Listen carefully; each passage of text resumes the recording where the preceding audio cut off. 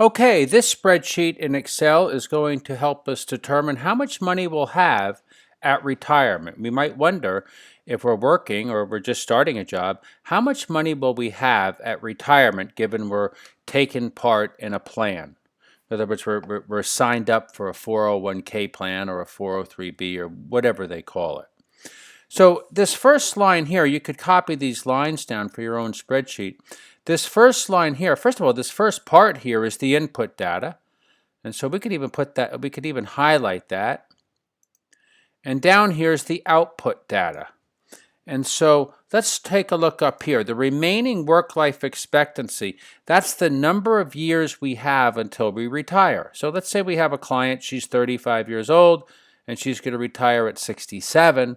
We would put 32 there. Age 67 is the normal Social Security retirement age. So I'm assuming she's 35 years old, and she's going to retire at age 67, which is 32 years from now. Her salary this year, let's say, is $68,000. I'm going to put that in dollars. I'll come up here and click that. It makes it look nice. Let's say she contributes 5% of her salary to her retirement plan, and her employer matches it. The employer is very generous. They match it with 8%. And so the expected yield on planned securities is next. Let's assume that her portfolio of stocks and bonds that she has selected, her mutual funds, her asset allocation, we could call it a lot of different things, is expected to yield 9.8%. So maybe she's invested 85% stock, 15% bonds. That's her asset allocation. And perhaps over the past 90 years, that group of securities has returned 9.8% on average per year. And so therefore, we're going to use 9.8% as our estimate of what her portfolio will earn year to year going forward. Her salary is expected to inflate at 2.5%. If she were a teacher, I might put a lower number. Teachers tend to have very good benefits, but their salaries go up at a lower rate of inflation. And let's say her plan balance now is $45,200. In other words, she's been working and contributing along with her employer, and as of now, she's already has $45,200 in her account. Okay, now I'm ready to build the output table. Her employee contribution this year in dollars is 5%, which is cell B4, times her salary this year, which is cell B3. This year, she's going to put away $3,400 out of her own pocket, out of the $68,000 of salary she earns. Her employer's going to put away 8%. So I'm going to put in equals box B5 times box B3. And so her employer, out of its own pocket, is going to contribute $5,440. So her employer is really paying her more than $68,000. They're paying her $68,000 to work there, but they're also investing $5,000 or contributing $5,440 into her retirement plan. And so I underline that, and now I want to find the total. You could do it a couple ways. You could just do equals that plus that, or if you prefer, equals sum, and then just drag and click. That works well with a big column of numbers as well.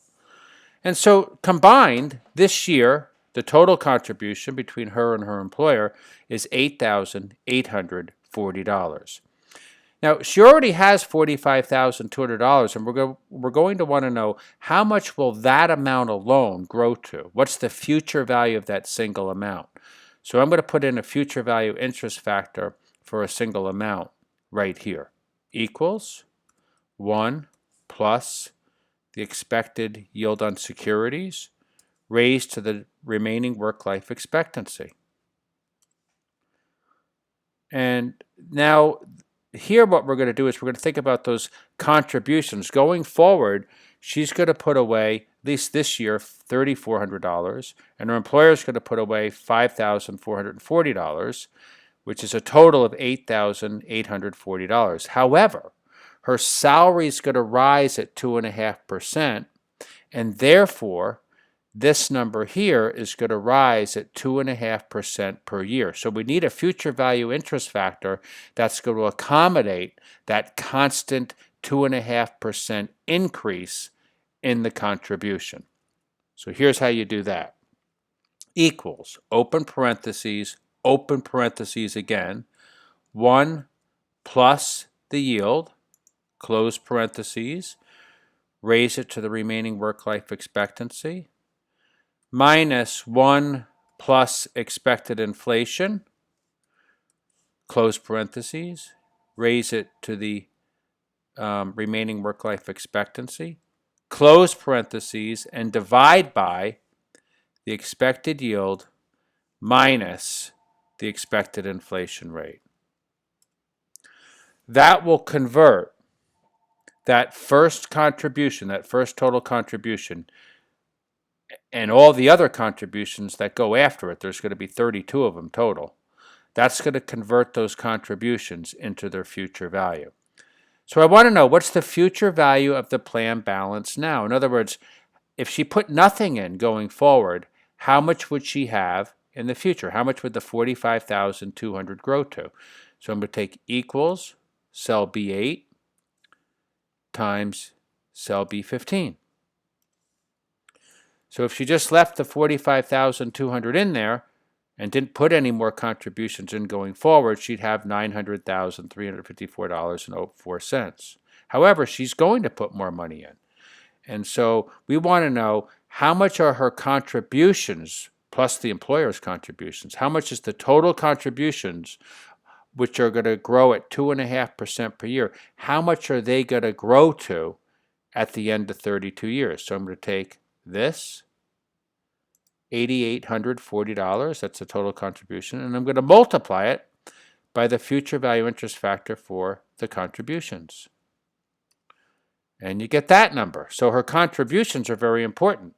They're going to account for about $2,145,000 of her retirement balance at retirement. So now I want to know, how much will she have at retirement? So I'm going to put a line there, equals this plus that. So if she keeps going the way she's going and contributing 5% of her salary, and her employer matches it with 8%, and that she gets 9.8% return on her securities, and her salary in fact increases at 2.5%, if all that's true, she's going to have about $3 million at retirement in 32 years. So I'm going to save that. And maybe what I would do is I would close it, and I would come back the next day and I would open it up, and I'd work with a 22-year-old college student. And maybe the college student is going to work to age 67 as well. That's the normal retirement age according to Social Security. Maybe his starting salary is $38,000. His employer offers matching. He puts in 6%. His employer puts in 6%. He's planning on a 10.5% return. In other words, he picks out a portfolio that's expected to yield 10.5% per year based on past performance, perhaps. Maybe he's going to be an accountant, and salary increases for accountants tends to be a little high, like at 3.5%. And his plan balance now is 0 because he's just getting started. Well, if he contributes as planned up here in this yellow highlighted area, he'll have about $5.5 million at retirement. So what we have now is a spreadsheet that we can use for various people, clients. And this concludes the Saving for Retirement discussion.